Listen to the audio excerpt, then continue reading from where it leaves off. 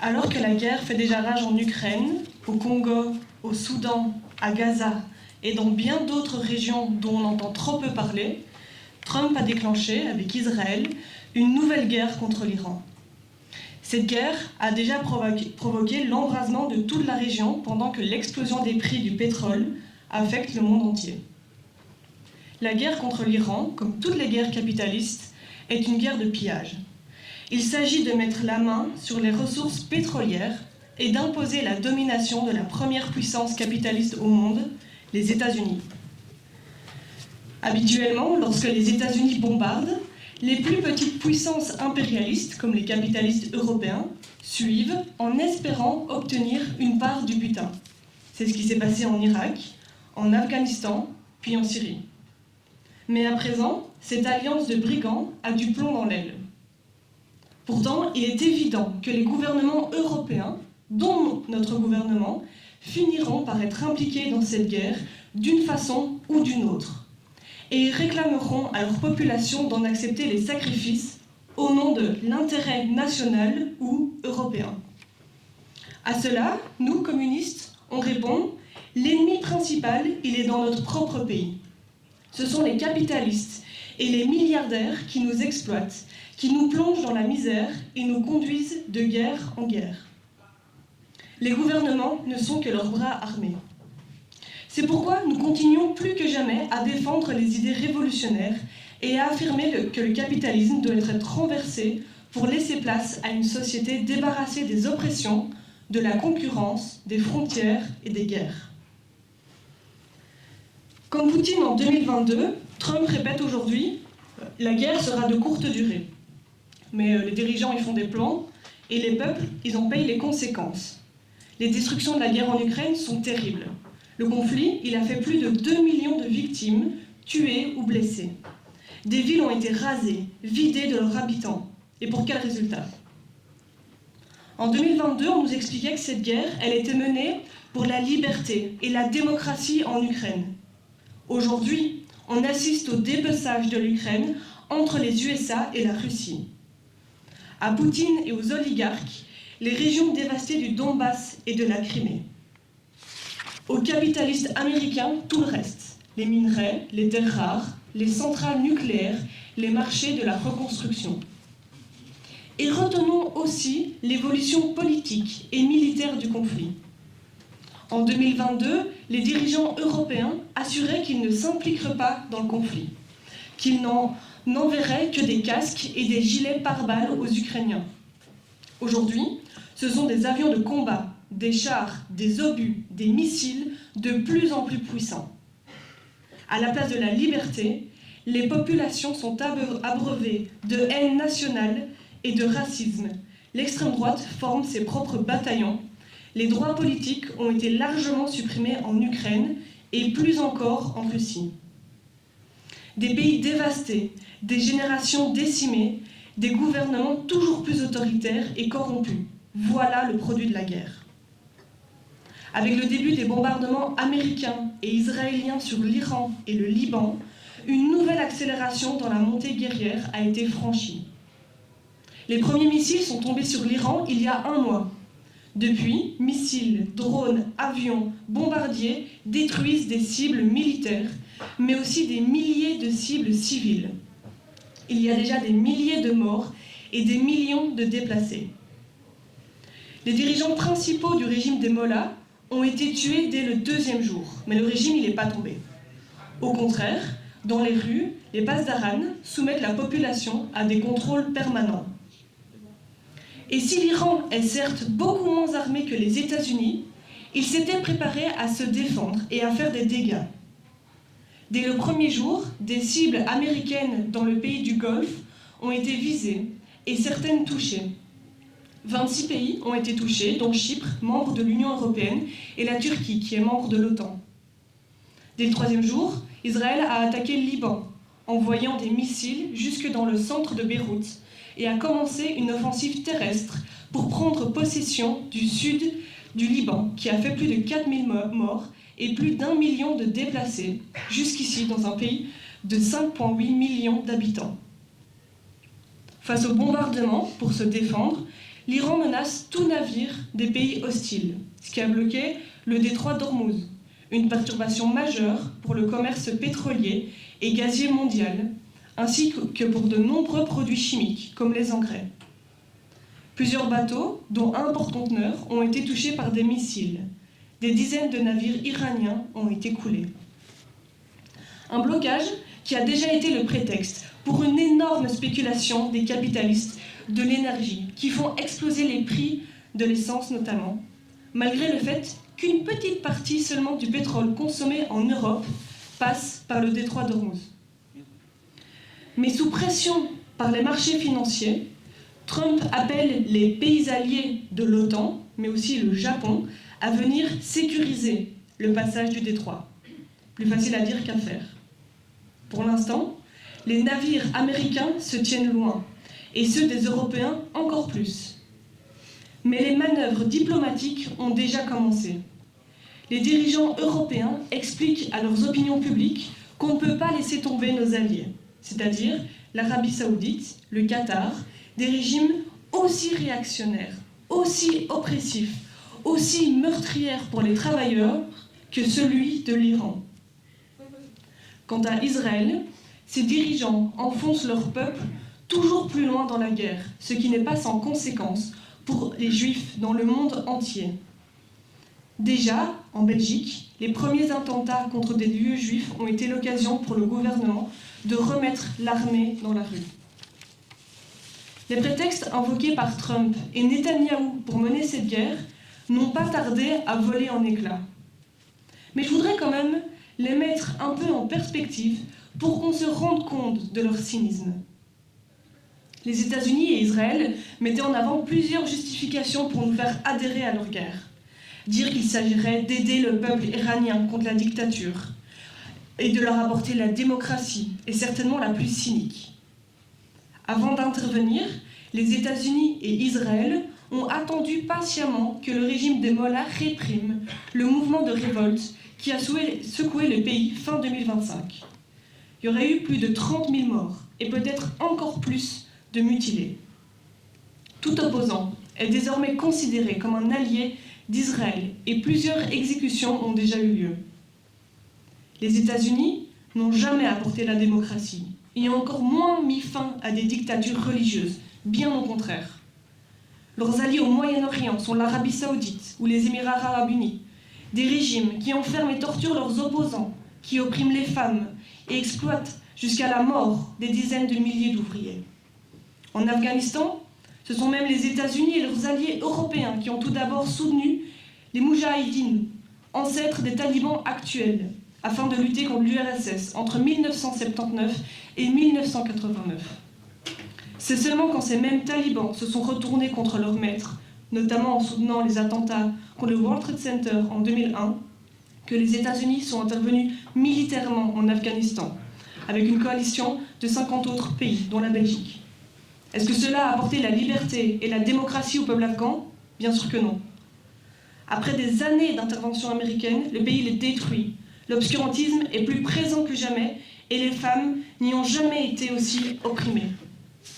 C'est dire que les dirigeants impérialistes n'en ont pas seulement rien à faire des populations, ils n'en ont rien à faire non plus de détruire des pays entiers.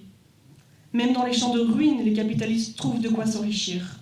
Oui, à Kaboul, il y a des hôtels de luxe et même un centre commercial flambant neuf.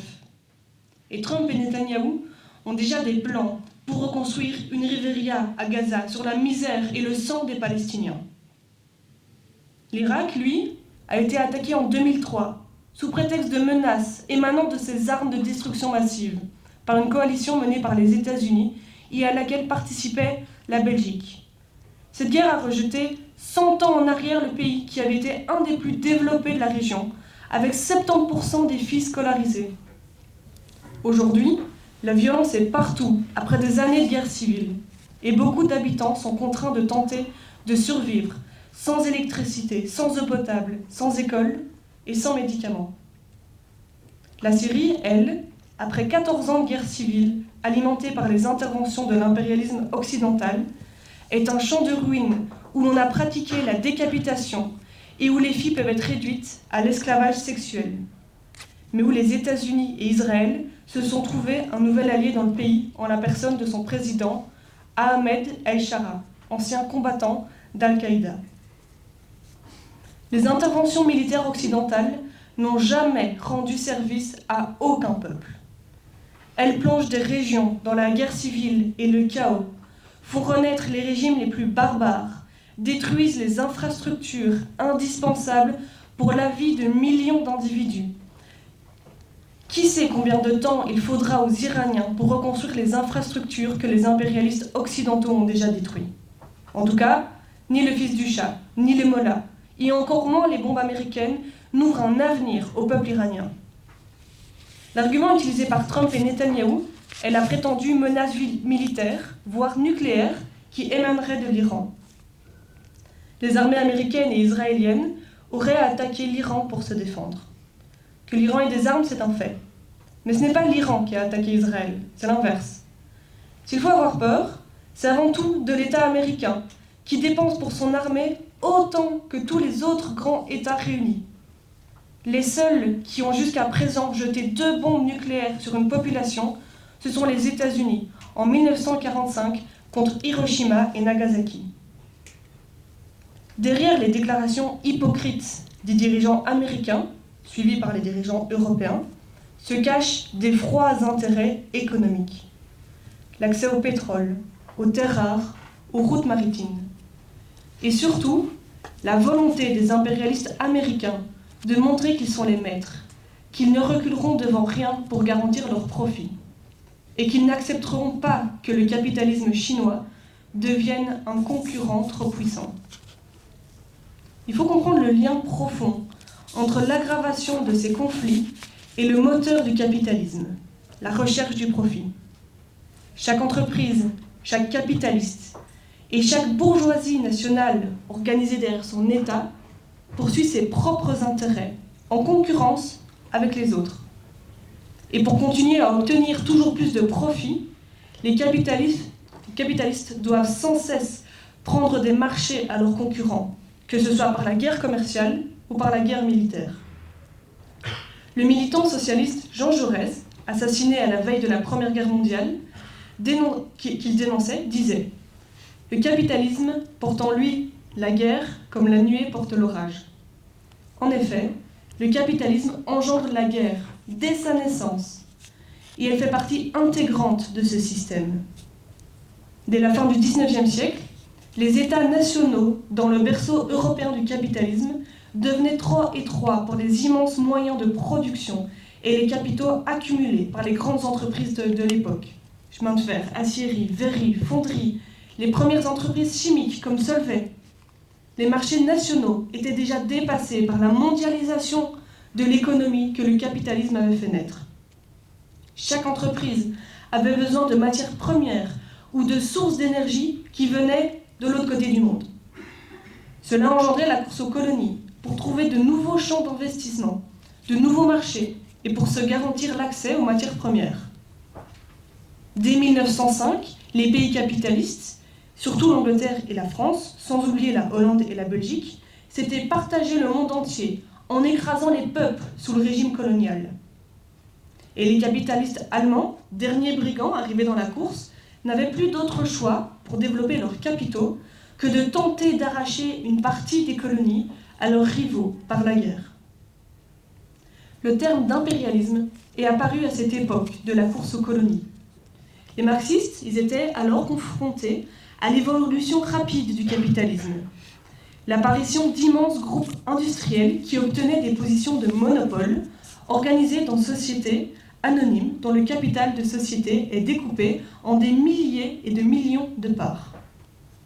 Cette concentration de capitaux a entraîné une concentration du pouvoir sur l'économie et donc sur toute la société entre les mains de quelques familles de milliardaires à la tête des banques ou des fonds d'investissement et qui ont pu prendre entièrement le contrôle des États. Parallèlement, l'État développait ses armées nationales pour soutenir et défendre les intérêts de ces quelques grandes familles dont les descendants opèrent jusqu'à aujourd'hui.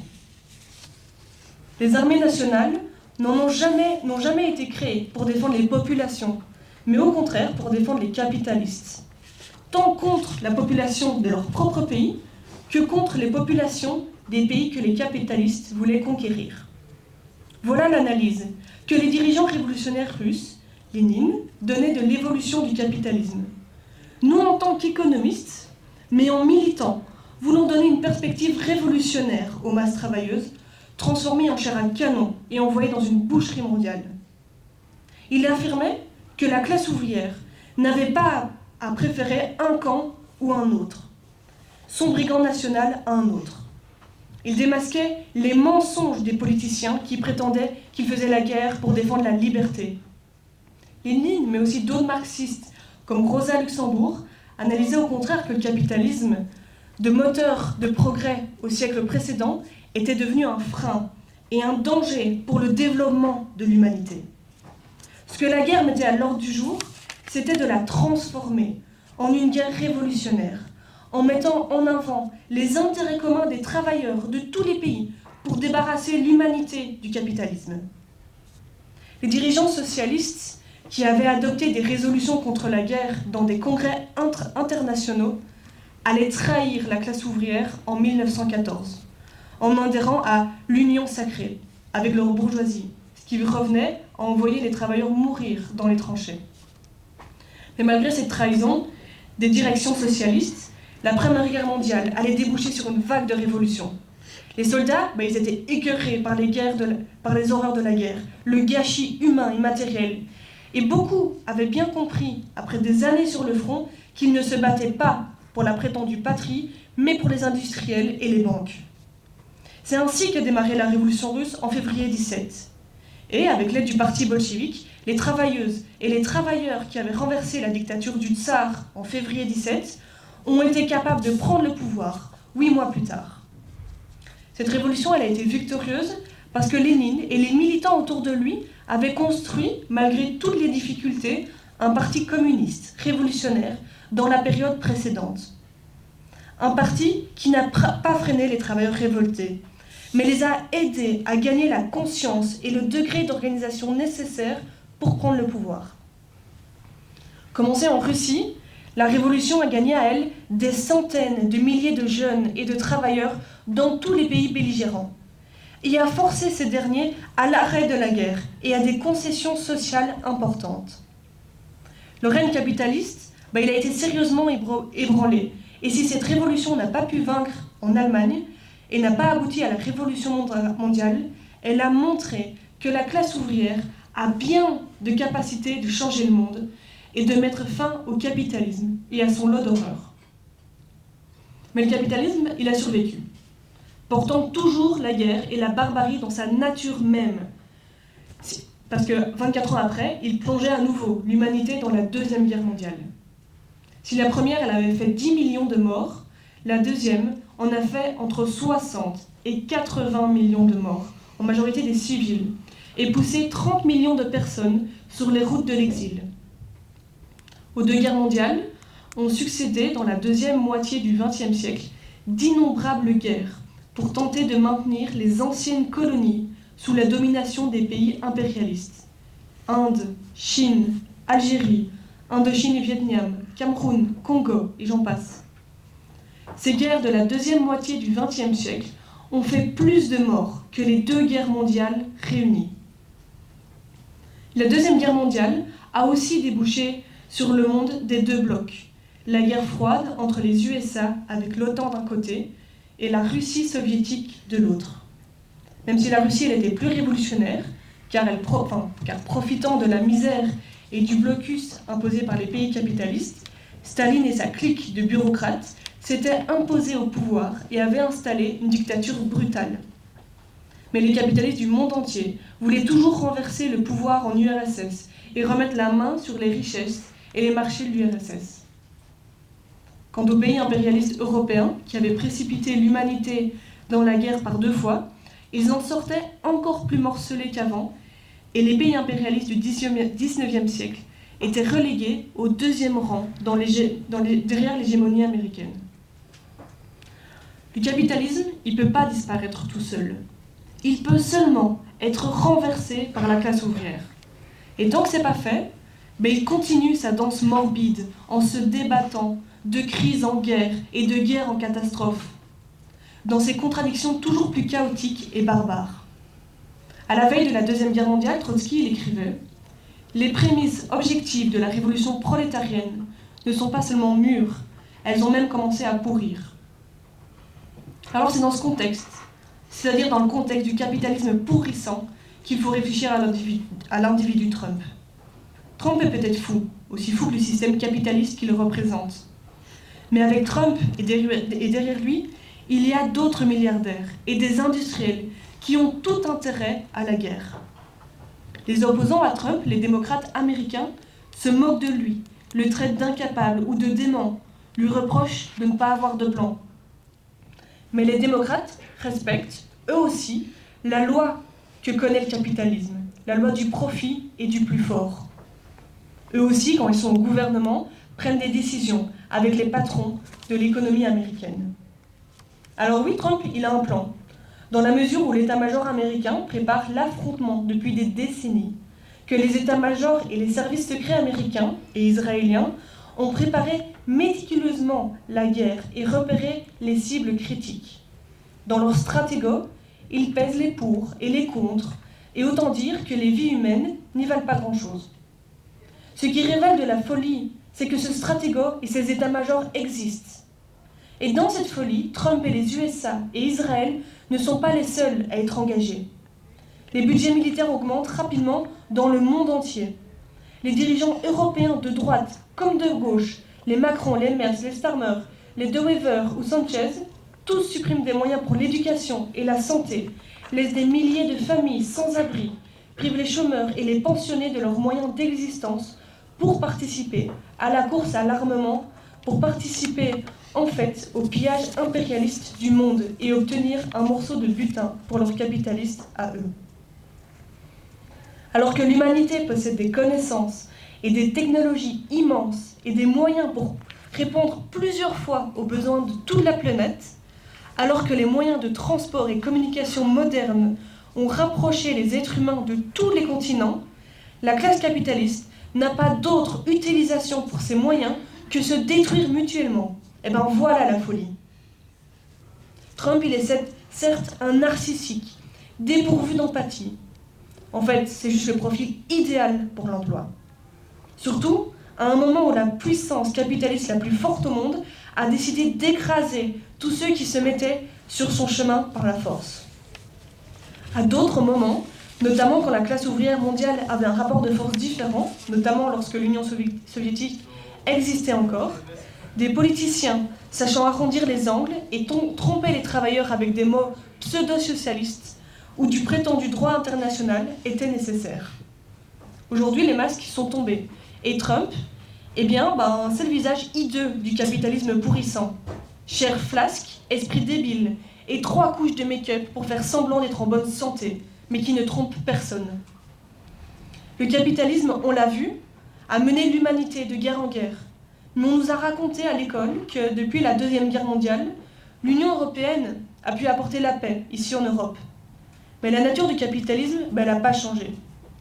En fait, les capitalistes continuent à toujours chercher ou investir leur argent et continuent à mener l'humanité de crise en guerre.